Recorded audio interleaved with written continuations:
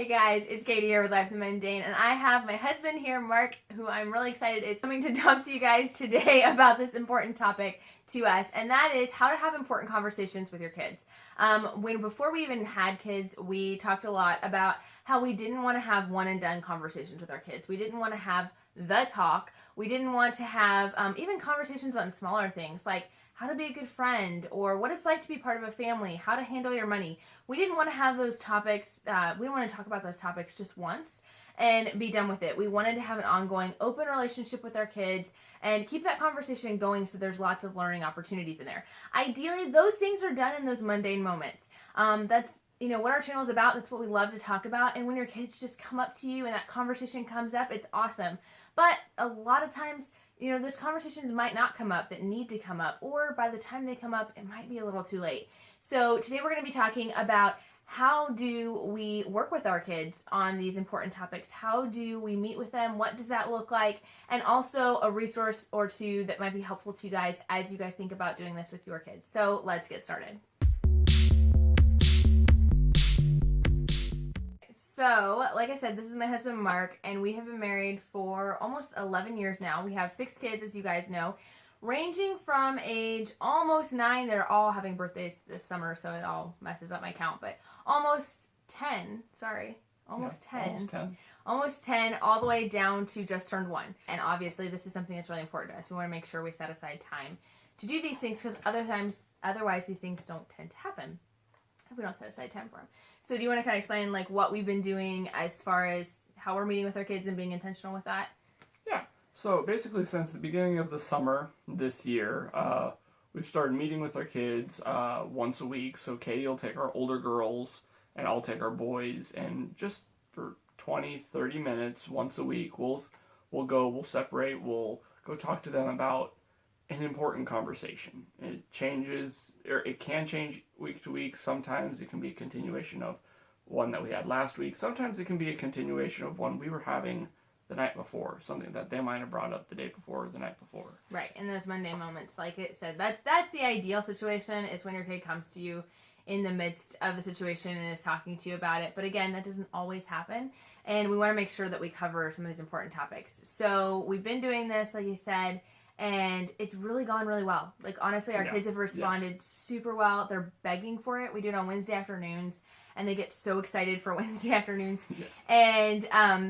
And so they call it the Between Us time. They call it the Between Us time because we have these books that we're going to talk about with you guys. It's Between Us Guys and Between Us Girls.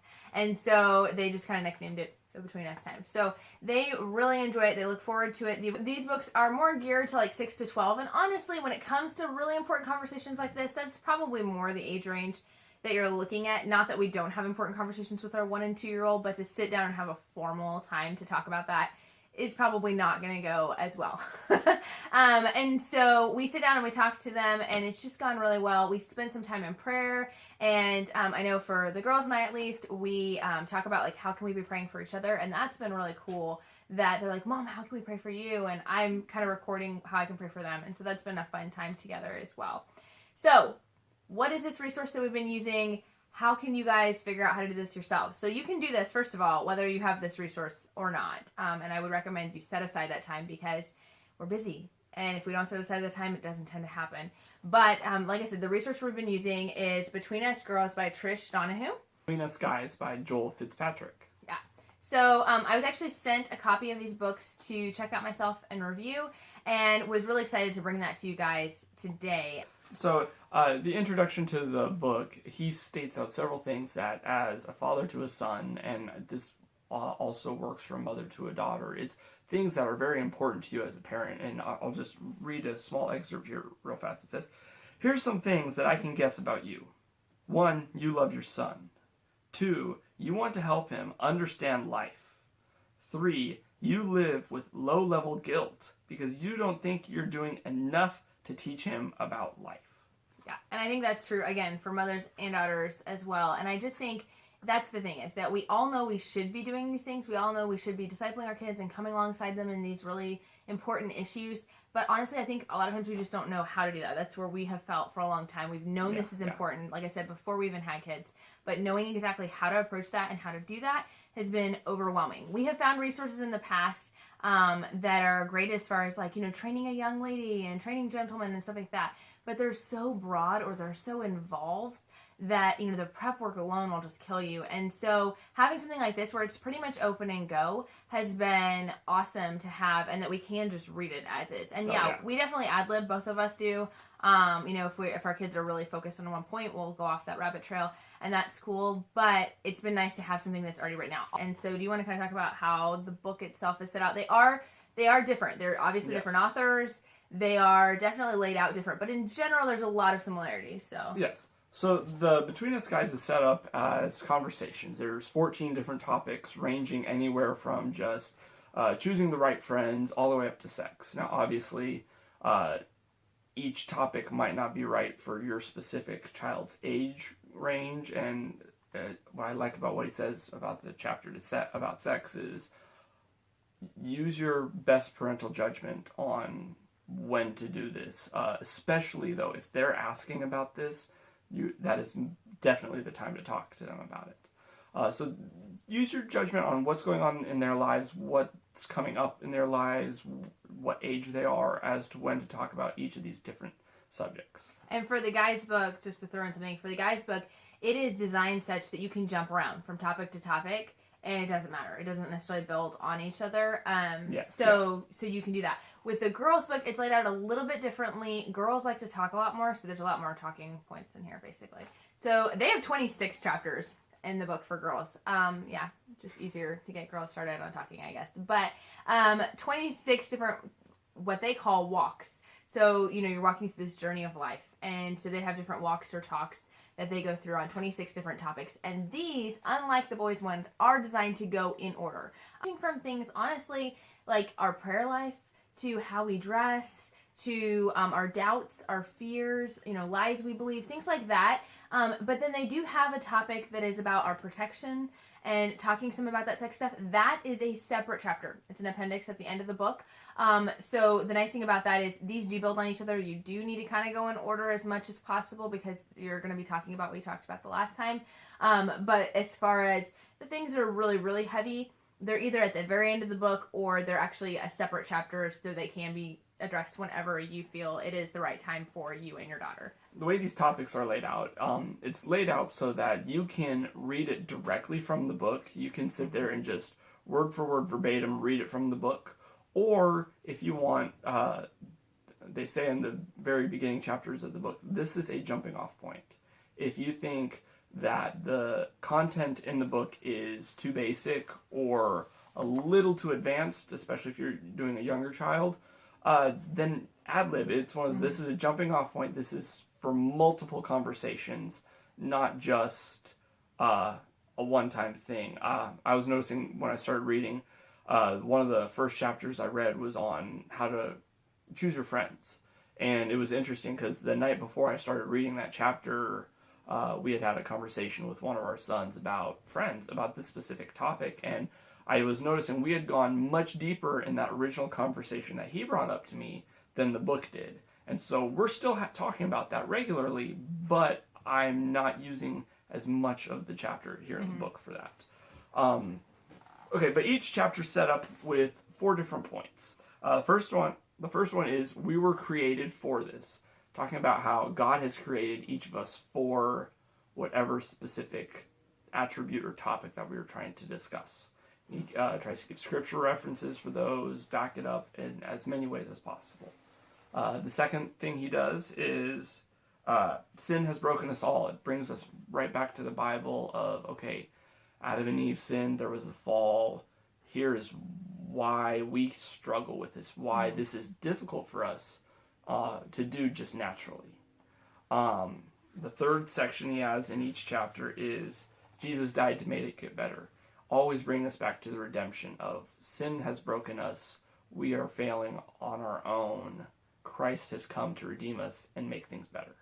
And then the very last one is living with love. Okay, how are we then to live with what Christ has done to help fix it or to help make things easier and better for us? And so it's living with that love that Christ has given to us. And the girls' book is set up very similarly to that. It's got the same 4 points. They've got different headings. They're called different things because they have more of a gardening theme and a walk theme. They talk about the weeds, or the garden, which is the God's perfect design. The weeds, which is where sin enters the picture. The hill, talking about Calvary and God's redemption.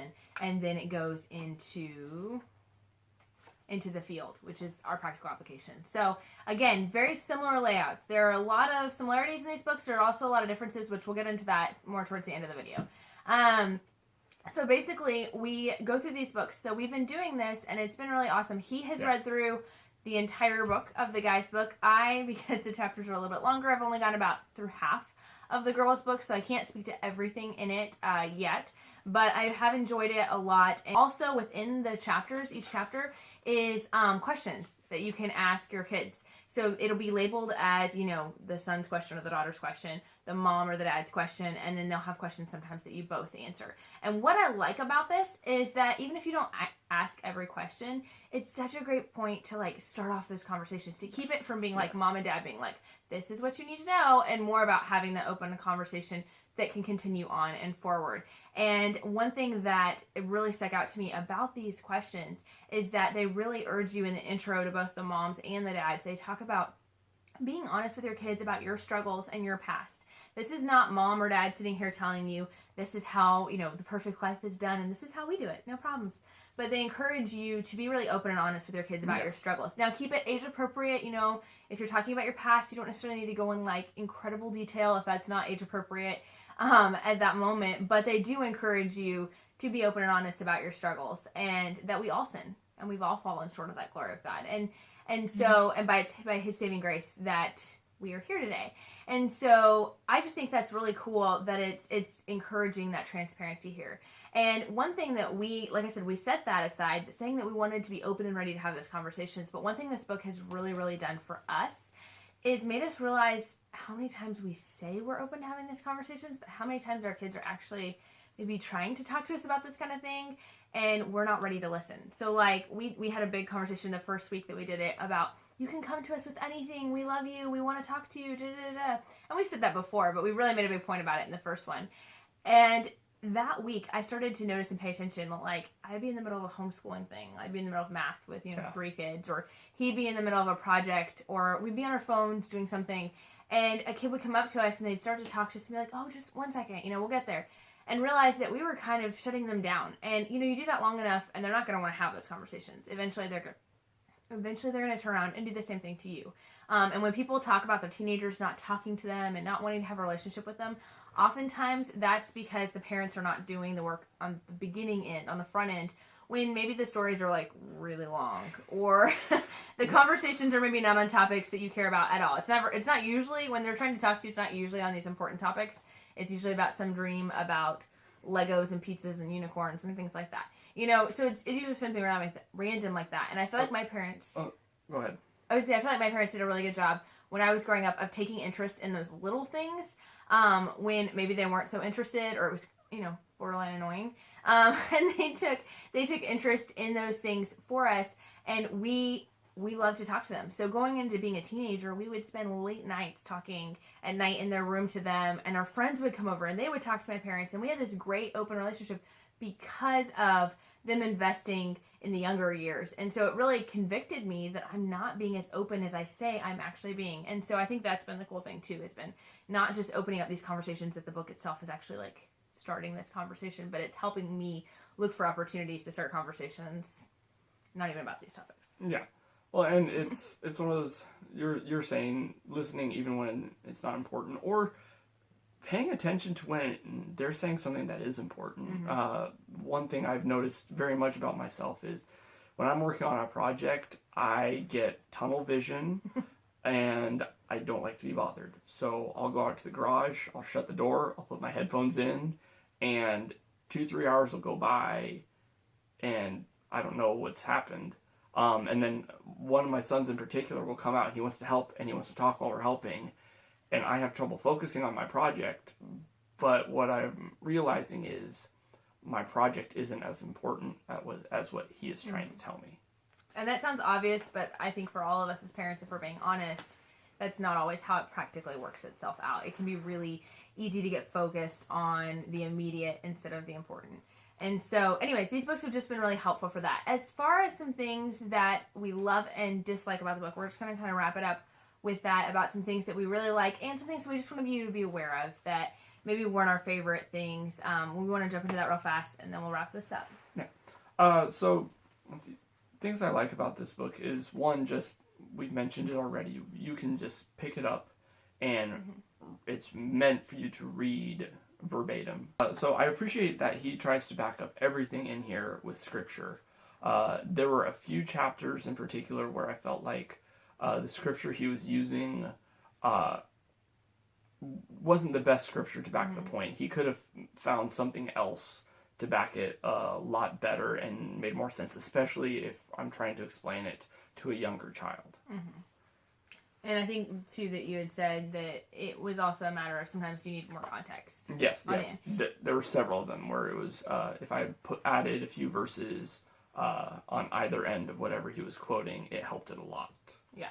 So one thing that he started doing is just pre-reading. So even though it's open and go, he just, like, real fast before they meet, not weeks in advance or anything, but just pre-reads with the scriptures, goes ahead and marks them. And then that way, if he does want to make any changes to either finding a different reference or, adding a little bit more or whatever, he can do that pretty easily on the fly. Yeah. One of the things I love is that they're really, really adamant about talking about God's design for the mother-daughter relationship in the book.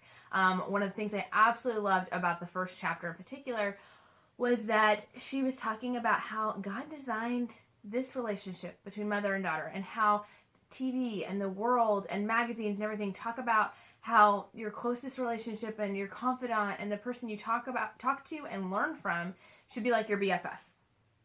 Right. And you should tell your friends that, and moms are considered to be clueless or to be unable to relate to these issues and stuff like that. And they talked about how that's not right. How God specifically gave moms the call and gave dads the call, gave parents the call to be that person for their kid. And not that we're actually called, again, the worldly perspective of that, not that we're called to be our kid's best friend, but that we're the ones to be their primary teachers. So we're the ones for them to learn from. We're the ones that they can come to and ask questions. And she said it way better than I did, so, just get the book. But she went into a really good detail, I felt like, to encourage your daughters in that, and also made a really important point about how in all of these topics and all of these conversations, we can very easily get off path. I told you it was about a walk. We can get very easy off path and get lost if we don't stay grounded in scripture. And so really important focusing on that. And things that are not cracked up on, it's the girls' book. The guys' book is nothing like this. The girls' book is really flowery. Like, really flowery. A lot of word pictures, a lot of okay, today we're walking through the woods and not my cup of tea. Not at all the way I talk. I'm a pretty straight shooter. And so to me initially it was a big turnoff.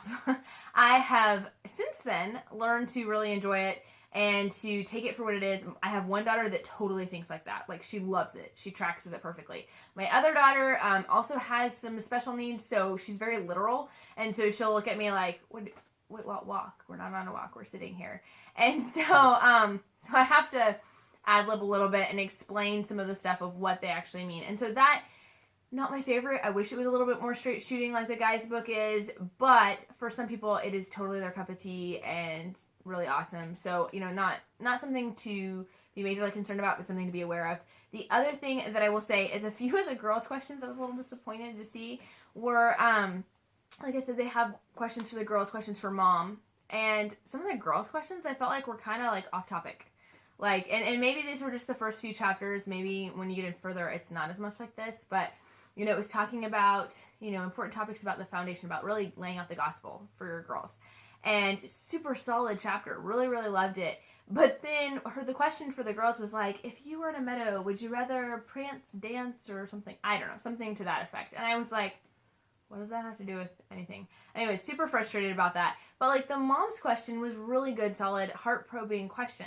And so I just edited it, and I didn't ask my daughter the question, and turned around and asked them the mom question instead, and then answered it myself. And that was a really good conversation. And the guys' ones always seem to be the guys' pretty ones on are point. always on point with whatever the subject is. So anyway, so those are just a few things to be aware of. I hope that's been helpful to you guys. I would really encourage you to set aside some time to talk to your kids. If you do something like this already, whether you're using this book or some other book, maybe you're not using any book, maybe you're just, going off your brain. Woohoo. Awesome for you. Yeah. But if you're doing something like that, drop it in the comments. I'd love to hear what you guys are doing. I want to thank my husband for being on here. I know this is a little bit outside of his comfort zone, but he's actually going to be back for another video coming out next week on Wednesday, and we're going to quiz him. We're going to give him a quiz of some fun questions for homeschool dads. So if you have questions for homeschool dads, specifically for him, or just in general about homeschool dads, drop them in the comments. If you want to know like how involved he is, or what his thoughts were on homeschooling, anything like that, drop them in the comments and we'll be sure to ask him those. And so I just want to encourage you guys to keep on with this parenting. It's hard. So I know sometimes it would be easier, feel like it would be easier if it was just a formula thing and it was just do this and this and this and you'll get this result. But that's not the way God designed it, and it's good for us. It's good for our sanctification just as much as it is for our kids to grow and learn together with this. And so don't feel like you have to have all the answers to all of these topics. Just start the conversation and be willing to tell your kids that, I don't know that, but let me look that up. Yeah. And so anyway, so we're going to wrap up this video. Be sure to drop your dad questions down in the comments below. If this has been helpful, share it. We'd love to hear from you guys. And if you like videos on homeschooling, parenting, or home management, I'd love if you take a second to subscribe to my channel and click the little bell to turn on the notifications so you'll be notified the next time a video comes out. And we'll talk to you guys next week. Bye. Bye.